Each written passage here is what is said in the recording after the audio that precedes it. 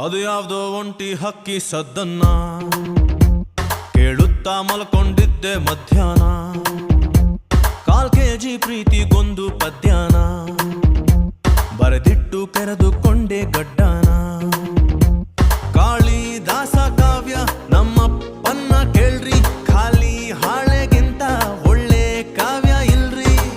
ಹೃದಯದ ಮೇಲೆ high yield ಹಾಕಿ ರಾಜಕುಮಾರಿ ನಿಂತಂಗಾಯ್ತು. ಇಂಥ ಟೈಮಲ್ಲಿ ಹಾಡು ಬೇಕಿತ್ತ, ಯಾವನಿಗೆ ಗೊತ್ತು ಯಾವನಿಗೆ ಗೊತ್ತು. ದೇವದಾಸನು ಎಣ್ಣೆ ಬಿಟ್ಟಿದ್ನ, ಯಾವನಿಗೆ ಗೊತ್ತು ಯಾವನಿಗೆ ಗೊತ್ತು.